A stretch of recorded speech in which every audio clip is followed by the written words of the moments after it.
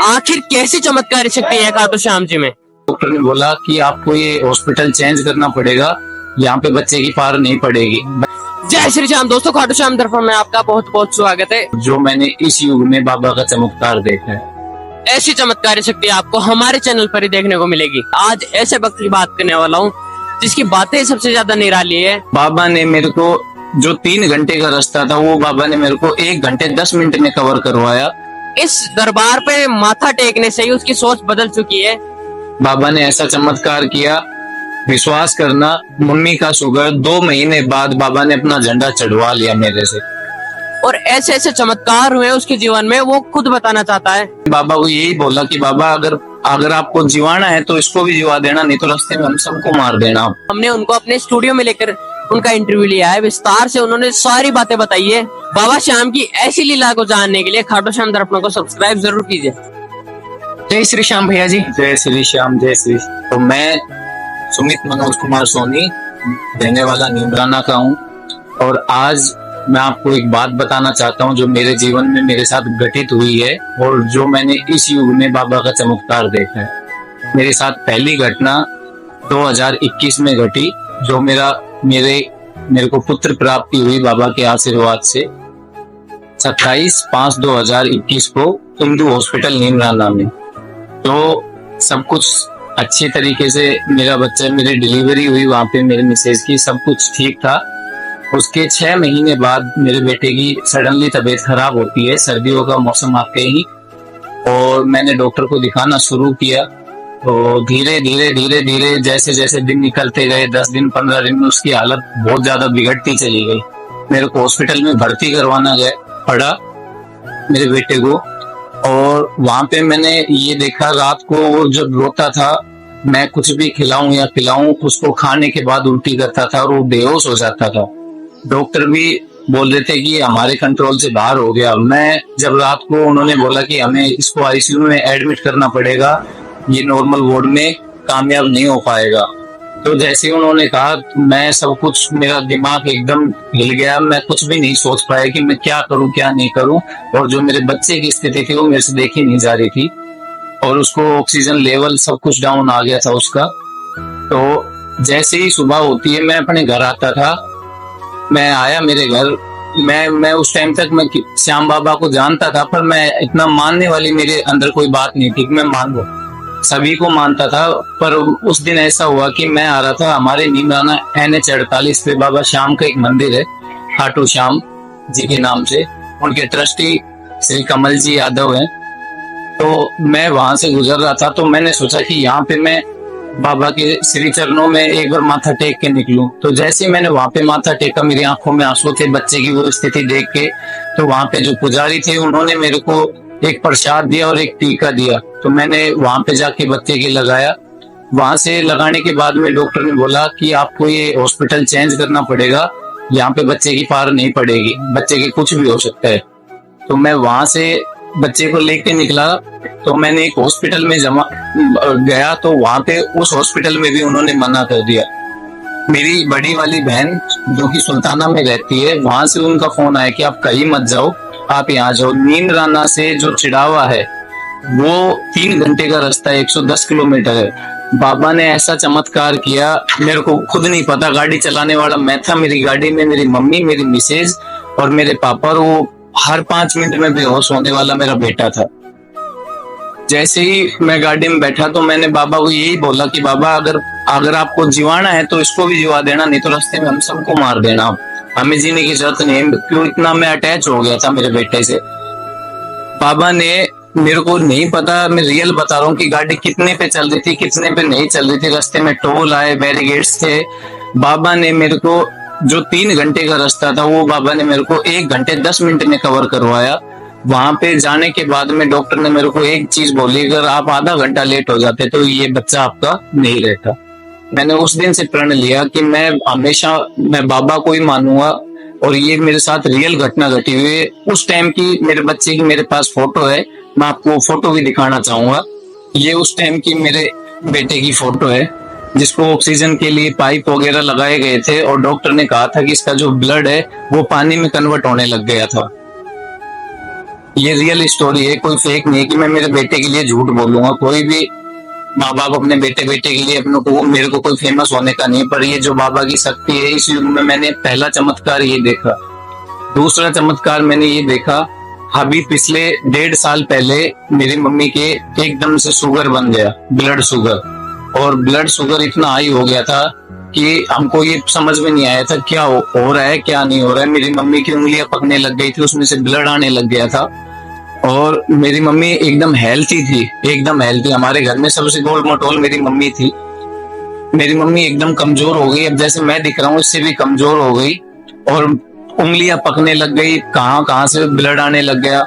Sugar 600 पार चला गया था, डॉक्टर ने भी जवाब दे दिया था। मैंने बाबा से अर्जी लगाई कि बाबा जिस दिन मेरी मम्मी का शुगर जो नॉर्मल होता है, जो मेरा शुगर है, मेरे घर में और किसी का शुगर है, वो लेवल पे आ जाएगा, उस दिन मैं रिंगस से आपका पद झंडा लेके और आपके दरबार पे आऊंगा। बाबा ने ऐसा चमत्कार किया, विश्वास करना, मम्मी का शुगर 2 महीने बाद बाबा ने अपना झंडा चढ़वा लिया मेरे से। आज मेरी मम्मी का शुगर जो खाली पेट होता है वो 70 और 80 के बीच में होता है, और खाना खाने के बाद में 120 होता है, जो कि नॉर्मल होता है। ये रियल घटना मेरे साथ घटी हुई है, इसमें कोई दो राय नहीं है। मैं रिपोर्ट सब कुछ दिखाने के लिए तैयार हूँ। और अभी एक और घटना घटी है, वो 1 महीने पहले की है। मैं मेरे पापा को जयपुर दिखाने गया था, तो मेरे पापा की जो पल्स रेट है वो 45 आ गई थी। डॉक्टर ने बोला था कि अब आपको पेस मेकर डलवाना पड़ सकता है, और उसी के साथ पापा को यूरो की भी दिक्कत हो गई थी। तो एक साथ, और मम्मी की शुगर चली रही थी, तो एक साथ मेरे ऊपर इतना प्रेशर आ गया कि मैं सब कुछ भूल गया, मैं क्या करूं। मैंने डॉक्टरों पे ना विश्वास करके मैंने बाबा पे विश्वास किया, और मैंने बाबा से मेरी अर्जी लगाई। बाबा ने मेरी अर्जी स्वीकार की। डॉक्टर ने 1 महीने की दवाई दी थी, बोला अगर इससे फर्क नहीं पड़ेगा तो आपको पेस मेकर के लिए अप्लाई करना ही पड़ेगा। जब मैं 1 महीने बाद बाबा के वहां पे जाता हूँ, डॉक्टर के पास जाता हूँ 1 महीने के बाद, तो डॉक्टर ने जब दोबारा पापा की पल्स चेक की तो पापा की 65 पल्स थी, और ये जो यूरो प्रॉब्लम थी वो भी पापा की दवाइयों से ठीक हो गई। ना मेरे को पेस मेकर की जरूरत पड़ी, ना मेरे को किसी यूरो की ऐसे जरूरत पड़ी कि मेरे को कोई सिजेरियन करवाना पड़ेगा।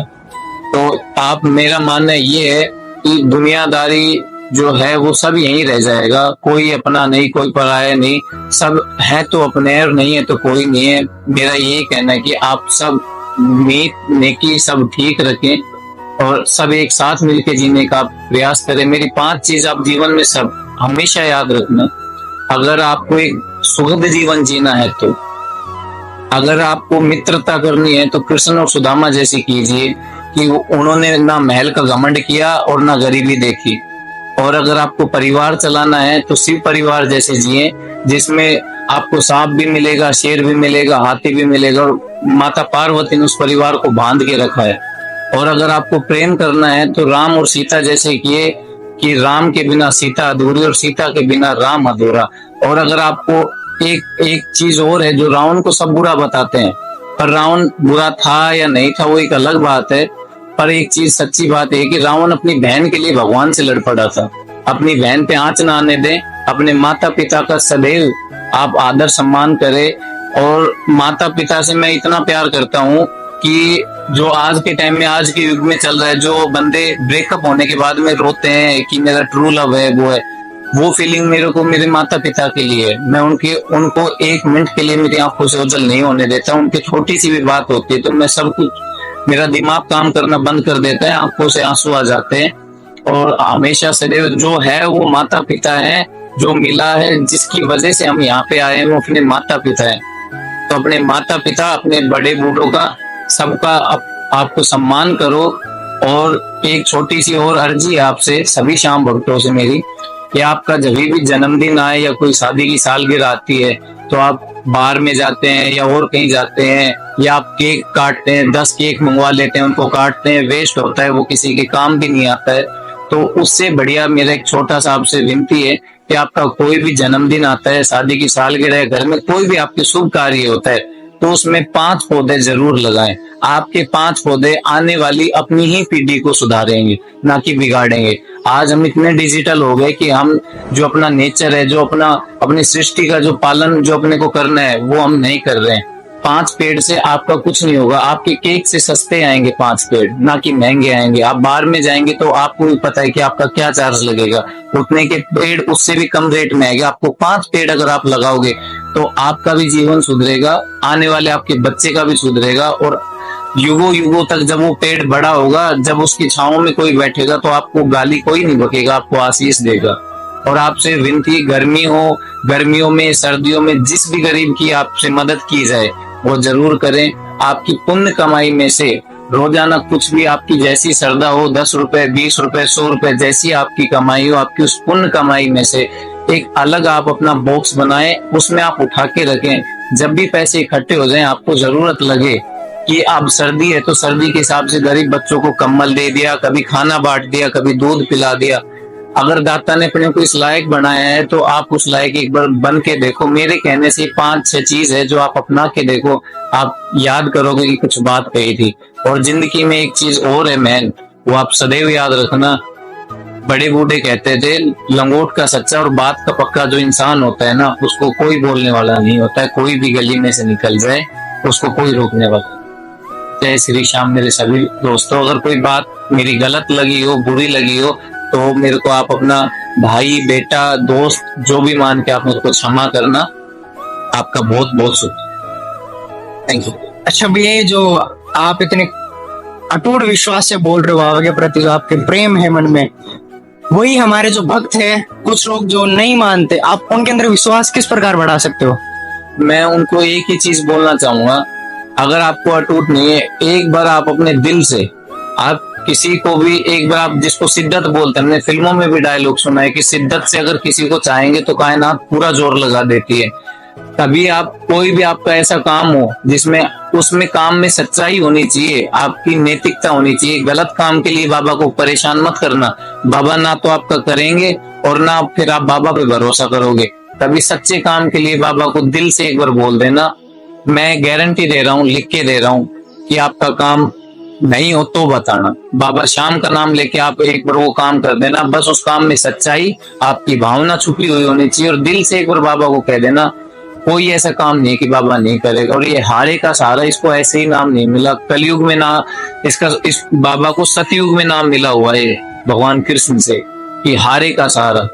आज के टाइम में हम कोई सिंगिंग करते हैं या कोई डांस करते हैं तो हमें अवार्ड मिलता है, तो हम उसको पब्लिक करते हैं, हमारे फॉलोवर्स बढ़ जाते हैं। तो उस टाइम बाबा को भगवान ने ही वरदान दिया था, हारे का सहारा। तो एक बार आपके काम में सच्चाई होनी चाहिए, आपके काम के लिए आपकी भावना होनी चाहिए, तो ऐसा कोई काम नहीं है जो आपका रुकेगा। जय श्री श्याम। जय श्री कृष्ण।